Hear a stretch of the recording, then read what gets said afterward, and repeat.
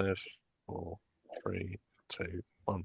Hello and welcome to Cinema Snacks. I've very much been looking forward to this because we have stumbled in the Star Wars season. One of the reasons I asked the guys to start this podcast because I knew eventually I'd get the chance to talk about Star Wars. But from his return from Australia, we have Scott. Hello. He's now will not remove the hat with the corks on and has a glar with him as well. Good day. And we now have Job, who has about 13 different surnames now, and I will not hear any difference, who recently got hitched. Hello. Yes, I'm now a married person. Yes. So, Yeah. with Grogu, no, wrong way around, Dan. No, So, oh, Jesus Christ.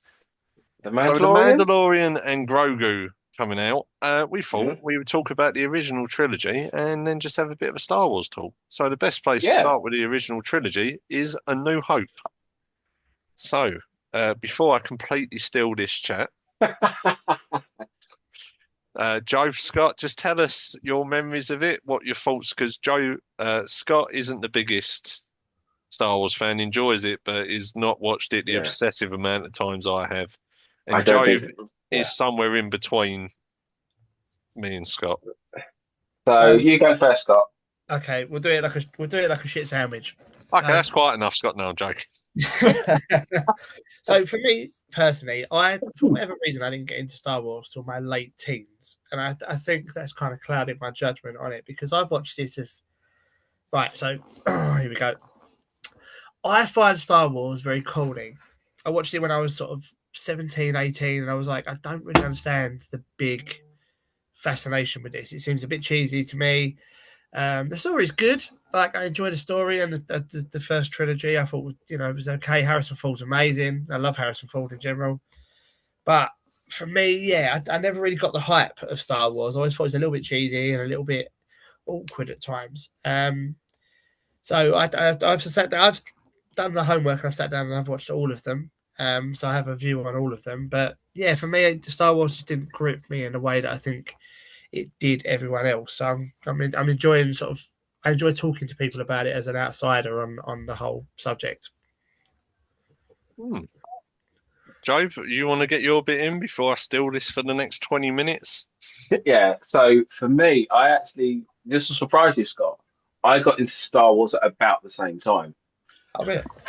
Yeah. So first of all, I've got to throw this out now. I had a nickname in school, which was Joby One Kenobi.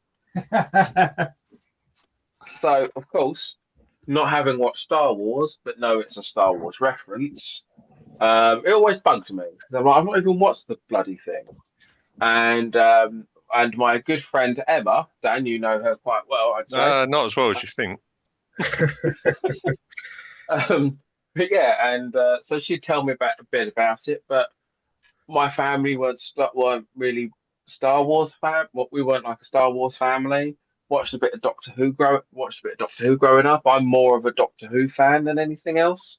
If I was to pick my major sci-fis, and I think I started watching. I think I watched episode 4 when episode 3 was coming out, and some of my friends were going to go see it, and I said I've not actually seen them. And then so one of my mates just went, "Well, here's the first 3 films. Give them a watch." And then I was lent episodes 2 and 3 on DVD, and I'm like, "Yeah, these are and I'm like, no, these are really good. I get why I now get why this is so popular. I do like the cheese of it, but then it's not. But then I'm also not a fan of the Flash Gordon film, because that's a very different type of sci-fi cheese. That's more pulp. Whilst this feels like it's got pulp elements, but it's also got a bit of science fiction and then science fantasy with a bit of mysticism rolled in. Um, and it feels like there's a lot of world to explore. However, my biggest gripe, I would say, about learning about Star Wars and the universe is that most of the important Star Wars lore isn't in the films. So when I wanted to learn and get into I'm going Doctor to Who, you just sit. counterpoint you here Yeah, go on. before you get too far into it. Go on. The lore of Star Wars is what you make of it. I don't. I've always had a thing about people gatekeeping it. If you like Oh the yeah, expanded universe, that's fine. If you only watch the films, that's fine. If you only watch the TV, that's fine. So the lore is what you make of it. So there's the mm, official Lucasfilms canon, and then there's the yeah, extended universe where parts of it seep in to the film universe. So yeah. continue. I just wanted to get that out of the Yeah. way. So, for example, like one of a friend of ours years ago was like, "Oh, Boba Fett's amazing," and I'm like, "Who the hell's Boba Fett?" It's like, "Oh, it's this character," and you watch the original trilogy, and you're like, "That's." But it turns out most of the history's in the backstory and the novelizations and stuff. So it felt like what to trying to learn the stuff that's kind of, for lack of a better term, important. And I don't mean like knowing the backstory of the third bounty hunter robot in episode. Uh, IG-88? yeah, No, that's the one yeah, in The Mandalorian. IG something no, else. Yeah. yeah, but yeah, because it's like anything else. There's you got your fans and you got your super fans. But for me, it felt like there's a lot more. It felt like there'd be a lot more homework in trying to get into Star Wars. I felt, but personally, I enjoy the films, and having this on I rewatched episode for yesterday, last night, and yeah, and this made me realize kind of as I'm trying to think about it more critically. It's very, as I said, it's very pulpy. It's very kind of, there's a lot, it feels like a very world build. There's less of a story and more building of the world whilst you're going on a hero's You're taking journey. your first steps into a bigger, wider universe. Yeah, yeah, because it's not, because the story isn't solely on the characters. It's also about, look at Quite all of went these weird straight aliens. over Job's head. Oh, no, I just moved on straight on there. But no, it is true. I do agree. Right, well, I'm going to give Scott two facts that are going to blow his mind about this film. And I had to Okay. do a bit of research into this. So, Mark Hamill was the biggest name apart from Alec Guinness attached to this film. And a thing in films, as you know, is you can get a percentage point of the film. Now, that's only worth something if the film becomes valuable. Yeah. So, Mark Hamill, he got his fee for acting in it, but he also got a 0.025 percentage point. Do you know how much Oh, that was worth to him just when the film came out in 1977? no. He got 7.5 million in 1977, Woo! aside from his fee. But the one that will blow your mind is Alec Guinness took a lower fee for a bigger percentage point, which was 2.25% of everything Star Wars made of George Lucas's share after that. Didn't just stay with Jesus. Oh, him, it goes with his family. Would you like to guess the last amount people had that his estate was worth? And he sadly half passed a, away 26 years ago. Uh, no, half a I'm gonna go, billion, I think. I'm gonna go Um, 100 million. 90 million is the closest estimate. Yeah. I don't think I was that far off. Yeah. So there you go. I thought that'd blow your mind. So for 22 minutes of a film, he made 90 million for him and his family. And a film that he really did not want to do because he didn't understand anything that was going on. Well, he said he liked the story but couldn't stand the dialogue. Yeah. So Mm. now I've given you this facts. The year is 1997, 20 years after the release of A New Hope. A young ginger-haired boy goes to watch the re-release in the cinema with two school friends. You can see the crawl in your head as this goes on. He doesn't Joe, realize how Mhm. much this film is going to change his life. But Joe, that this was, is going to be a long episode. Yeah. but this was the first time I saw it. It was actually in 1997, which puts me at 12 years old. And I just remember going in there to see it because I got told, "Oh, you should see it. You might like it." Jesus Christ, did I not realize how a film starting of the journey of two droids taking a message for a princess to look for Mm. old Ben Kenobi how much I would enjoy it and how much that film changes my life. But we'll get onto that in Return of the Jedi. But Yeah. just the start of the film is like it throws you from the beginning, like you see this attack in space, you see you see the ship getting boarded, you see two droids who we pretty much see the entirety of this trilogy through their eyes. um, trying to escape Darth Vader. Um, we then see him meet up with the princess, take a note, and are jettisoned off the island. But we see so many people for the first time in this, don't we? We see Vader, Yeah. Leia, 3PO, and R2D2 all within the first 10 minutes. And there's no great explanation. You just know the way Vader looks. He's the bad guy. You know that they're in space. And yeah, it's just what a great beginning. And in my notes, I put a heart next to Leia when we first see her. So one thing I'd like to chuck in. Also, in my notes, I've written a new hop. But anyway, one thing I always like to chuck in is that Darth Vader's head visor, the bits where his eyes are translucent red rather than plain black. And I've always kind of noticed that when rewatching the New Hope. Either of you ever noticed that? Yes, I've also noticed that the helmet is slightly off symmetrical with something they actually change. They do tweaks as it goes on, but the helmet is ever so slightly off center if you Yeah. look at it. So I've always kind of noticed that, and I'm like, oh, okay, cool. Because obviously in the next film, they're obviously trying to add a bit more to it because obviously they don't know how successful it's like a lot of other places. They don't know how successful this is going to be, so they've kind of got to hedge their bets. But and this is the thing that will make you two laugh. So I started writing notes for this film. I Mhm. got a third of the way down the page and wrote, "Can't write notes anymore. Too busy watching Star Wars." I mean, yeah, I kind of hit that point as well. My wife was just like, "Aren't you taking more notes?" But no, I'm just enjoying what's going on. And I now can't take notes because I'm enjoying what I'm watching too much. And just shy of 30 years on from me watching this film for the first time. Strangely enough, I don't think I need notes because I have most of this film memorized. Not surprised. So, So, oh, go on. do we believe that this was the third entry, or do you think George Lucas made these? Like, do you think he had So the original three laid out, like he says? I think he had a treatment, but the way this film ends, it could be ended as just one film or the start of a bigger story. All the parts are in play for a bigger universe, but I don't think it's as detailed as people think. I think he had a rough idea where he wanted the original trilogy to go, and to write the Mm. characters, he has notes of backstory. So, Yeah, yeah, because he Yeah, said he okay. used the technology to make what he wanted, but number three was the starting point. or four, we start at four.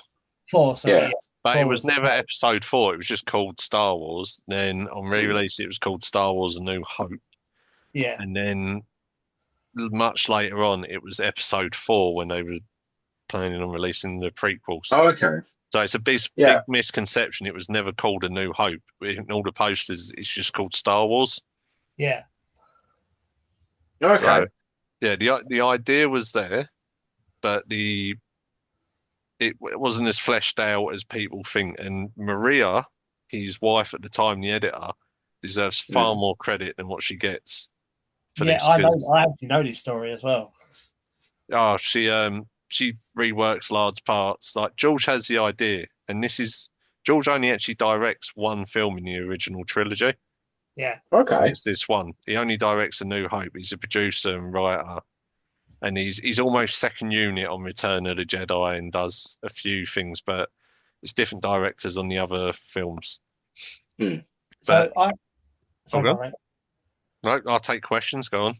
Now, this is my only fact that I kind of know that he wrote the script for the first one, and when he was submitted it and he was going to film it, it was so long and it was a Yeah, bit drawn out. There was a lot of words and stuff that his wife at the time got hold of him and was like, "Please, just let me edit this for you," and she made it into what it is today. And that's why a lot of people say the prequels aren't as good because she's not there. oh yeah, To she's the unsung hero of the original trilogy for sure. yeah, Mm. yeah, But, she got sort of kept George Lucas in line a little bit and kept his ideas focused. I think. but yeah, no, it takes a team to make a film as good as that. George had the idea, but he needs it's like the cast as well. Like this film, if you don't have Alec Guinness, Carrie Fisher, Mark Hamill, and Harrison Ford, the film doesn't work. You're catching Yeah. lightning in a bottle. And what's amazing with this, it's hard to catch lightning in a bottle twice. He does it 3 times over the course of the films. But just the way he writes the character, so the first 20 minutes is you're just following around 2 droids, which always makes me chuckle. Like, they escape a spaceship, they have an argument in the desert, they're then captured.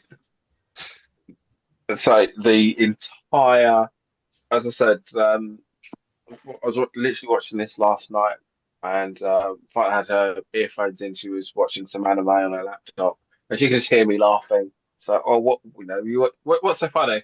Oh no, um, uh, C3PO just come out with something, just come out with a belter. So, oh, he he knew I'd argue with him to go the wrong way, and it's just like, no, Oh, God, you're they're so. effectively a husband and wife at points. Oh, their relationship is. I keep forgetting. 'Cause I don't watch Star Wars that often, but I keep forgetting how good their relationship is, and how much he really hates. They really hate each other, but they're just in it for the long haul for no real reason outside of loyalty. Oh, it's So good. and C3PO is willing. He's not that bothered about getting a message to Obi-Wan Yeah, Kenobi, but R2 is like it is his absolute determination. But once they get captured, C3PO shows his true side. When the robot blows up, he's like, "Oh, I recommend that R2 unit. He's an exceptionally good one. I've worked with him before." And then Yeah. Uncle Owen's like, "Yeah." Luke shouts to him. He's like, "What about that one?" He's like, "Yeah, what about that one?" And for that sheer slice of luck, it sets him on the path to find old Ben Kenobi. So the other thing I wanted to add is I'm terrible with actors' names, but all I could think of is, man, that poor actor out in the desert in that outfit for hours. Oh yeah, because it's filmed Like, in Tunisia, and the yeah, problem they had, it's supposed to be a desert, and for the first time in 30 years, 2 weeks before production, it rained, so the desert had all greenery, so they had to kind of rework where they were shooting it. oh, Yeah, it had its fun starting. Um, but it's when we first see Luke. It's funny, you don't know at the time, but they subtly hint towards his life is tied into this big fight, but they don't want him to know it because he's there for a reason. And I do love when he's sitting there with Owen and Beru, and he's like, "Oh, the droid says he's known as Obi-Wan Kenobi. Do you think he means old Ben?" You're like, "Come on, Luke, that's that's too close a name, ain't it?" So there can't be many. Oh, there can't be many Kenobis knocking around on that planet. Although once again, we don't know the extent of the universe. It could be the equivalent of a Smith or a Betts. Very common in that sort of area. Mm. And Yeah. but it is yeah. So we then see like Luke. Luke gets the message. R2 asks him to take the restraining bolt off, and then the film really just kicks in the gear. And I'm Mm. very conscious of I could talk about this for 2 hours, but I'm trying to hit the plot points as quick as I Yeah, can. So they R2 then wanders off to find Obi-Wan, and then my favorite character in the whole set of films appears, and it is Obi-Wan. I love that hood reveal. I never get tired of it. It's like the score by John Williams. And yeah. it doesn't start as this big brooding, like swashbuckling thing. It's just a very jolly hello there. Yeah. And How iconic that line's now become. oh, I could quote, and the more we get through it, I can quote Obi-Wan's lines in this so much. Yeah, so many great ones. Yeah. And Luke is finally introduced to Obi-Wan. Obi-Wan mentions he go back to Shaq to see the message, and there's a telling glance from Obi-Wan, like he recognizes her. Yeah. We don't know why. Then we won't find out for years and years and years how he knew her so well till the Mm. Obi-Wan series.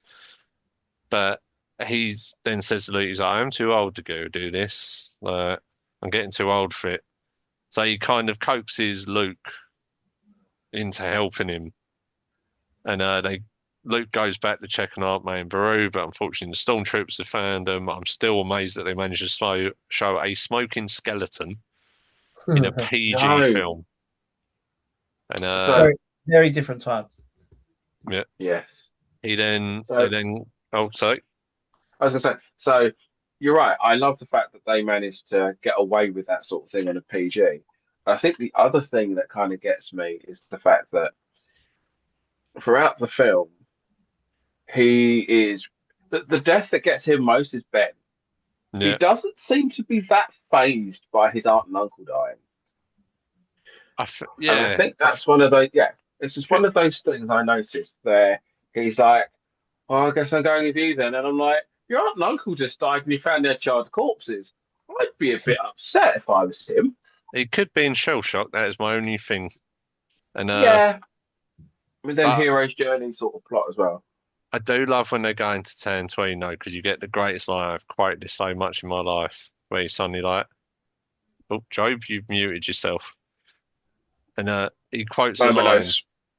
He goes, "Never will you find such a collection of scum and villainy all in one place." I've used that so much in my life. That line.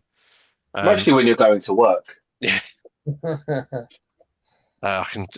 I often joke there's a group of anti-Dan people who meet up and just complain about me.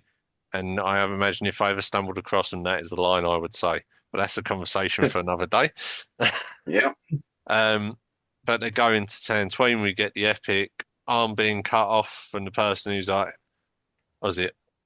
My friend doesn't like you, I don't like you either. And Obi-Wan just turns around and slices like the guy's arm off before speaking to Obi-Wan and before speaking to Han Solo and Chewbacca. So Robot Chicken has ruined that scene for me. Oh, I know.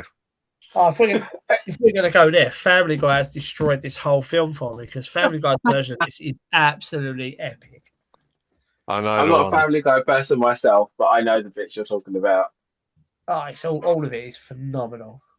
It's a very it's Star Wars summed up in 40 minutes, which I'm Yeah. going to struggle to do in this podcast. And they use the original title as well, don't they? Blue Yeah. Harvest. It's yeah, we're introduced to Han, and in the original cut, he shot at Greedo first, and it's been edited so many times. Who knows who shot first? It's probably the barman at this point in the edits we've Yeah. done. And the fact that no one cares that there's like 3 dead bodies. Yeah, they then leave, and then in the original cut, you in the original cut, he doesn't speak to oh, God damn it, Jabba the Hutt. Yeah, Jabba. But it's been edited into certain ones depending which one you've watched. Um, Obi-Wan offers them a lot of credits to get him there, and this helps Han because he's going to be able to pay off his debt because he's a smuggler. They then go to Alderaan, and if we ever talk about the Force Awakens, I will talk about the pinnacle of this scene when they're on the way there, and you see Obi-Wan training Luke and Han Solo saying it's all a load of like rubbish, really. But for time wise, we should move through that. Yes. Then get Alderaan that's been destroyed because Darth Vader and people who have been interrogating Leia want to show a show of force which destroys our home planet. We then go to, I'm trying to think what happens in the plot after that, because I said I just kind of get caught up in it and zoned out. No, they then get pulled in by the Death Star and they plan to rescue Leia. And just the scene in the Death Star, the whole bit about where you have Obi-Wan and Darth Vader sensing each other both at the same time. Where Darth Vader's like, there's something I've not sensed that feeling for a long time. And it's sad because you know Obi-Wan's ultimate thing is to get Leia free, and he knows he's not going to defeat Vader if he comes across him. And somehow for a wily old man, he goes around turning everything off.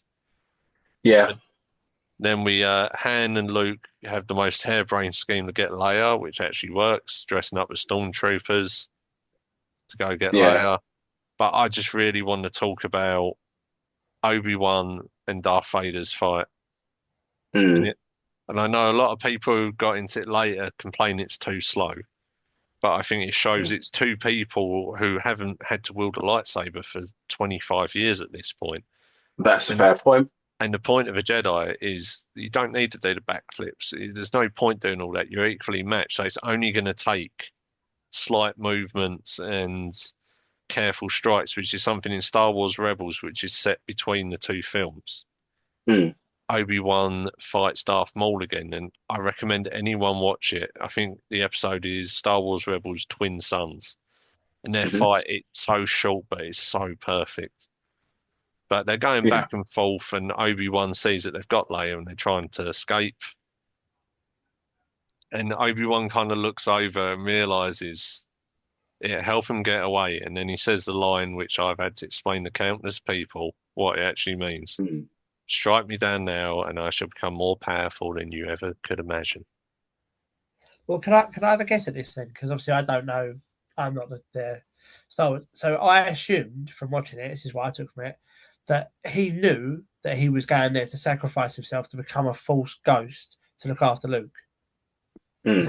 Is that the gist, or am I reading that It's wrong? partly there. I think he's playing. I don't think he thinks he's going to end with Vader, but in that moment, he realizes that to let them get away, he has to sacrifice himself. And if Vader strikes him down, he can't stop him speaking to Luke Yeah. Yeah. anymore. So the ultimate sacrifice is for him to put his lightsaber up and let him be killed, because Vader think that he struck down his enemy. Yeah. But Obi-Wan now knows he can't stop him talking to Luke. Mm. Yeah. That's always been my reading. So it wasn't his intention, but once it happens, he realized the importance. And then that plays into the later part of the film. So after this, you could have ended the film there, but they Mm. double down, they get back, they speak to the Rebel Alliance. They then have plans for the Death Star, and they know of a small point of where they could hit it. Han says he's going to leave to pay off his bounty, but Luke decides to stay, and there's back and forth between Luke and Han, which is great, and it comes out more and more during the films. But then we get the battle run on the Death Star, and for its time and still now, it's amazing how they build the tension, how it looks, how it goes down. I don't know if you guys want to chip in. I could talk about the importance of this, but I also want to get my feelings in at the end. Mm.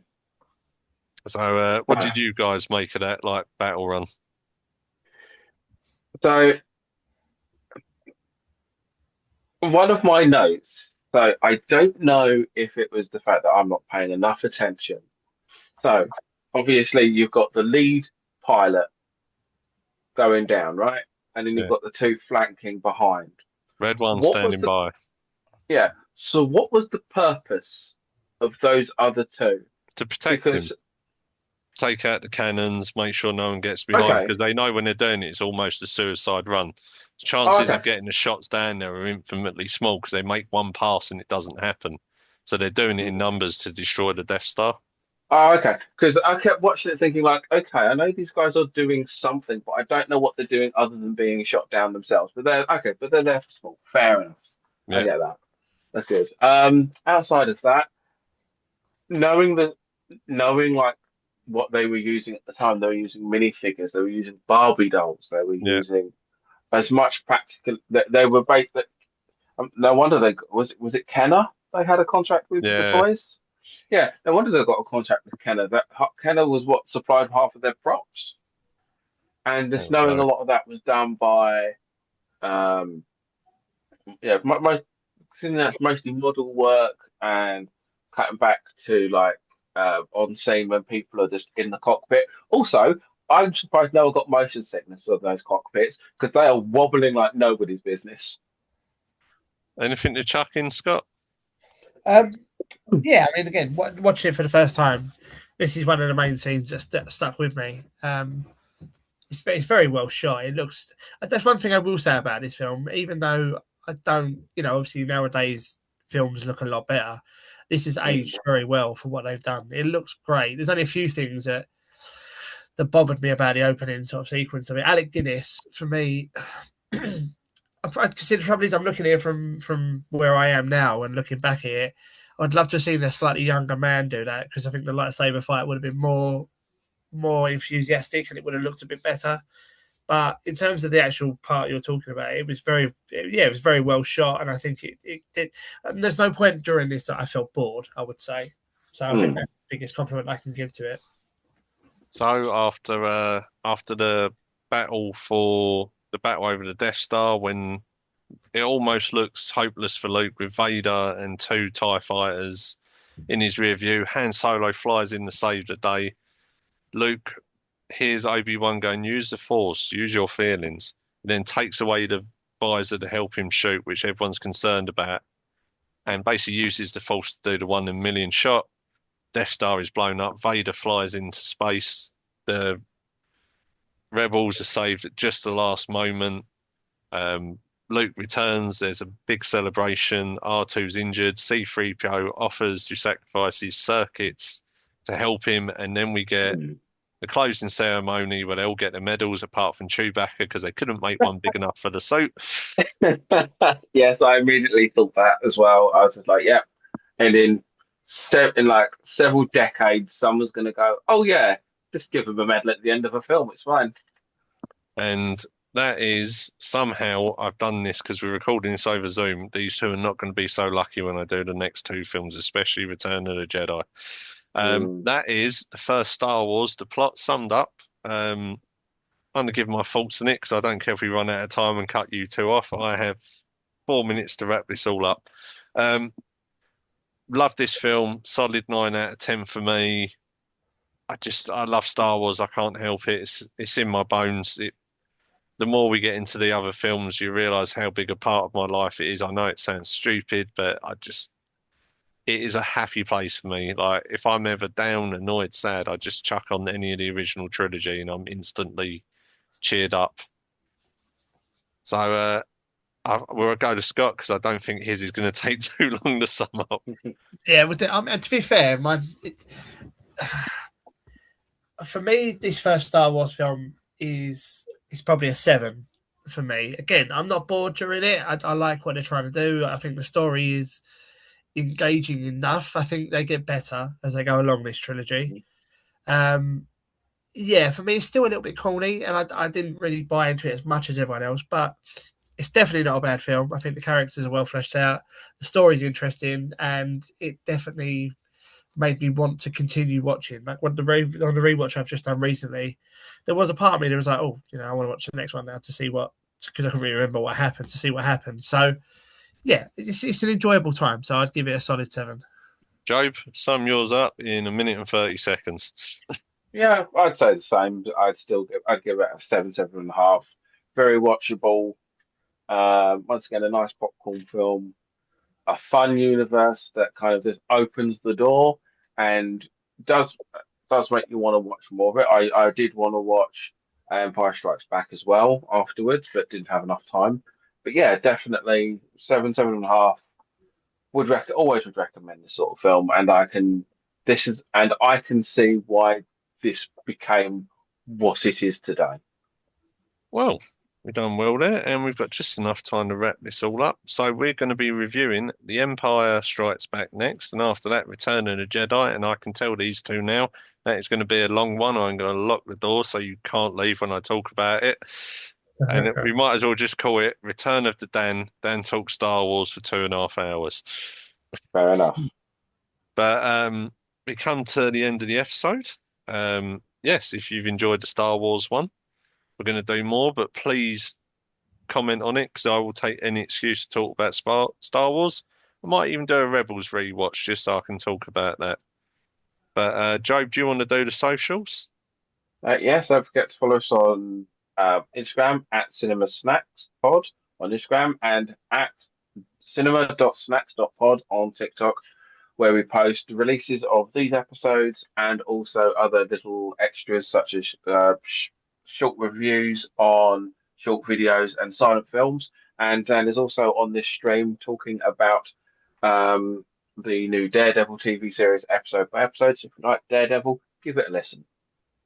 Yes. I didn't know I was doing a stream. I thought I was doing a podcast, but I'll take that, Joe. You know what I mean. I'm short on time. I don't know how long we've got.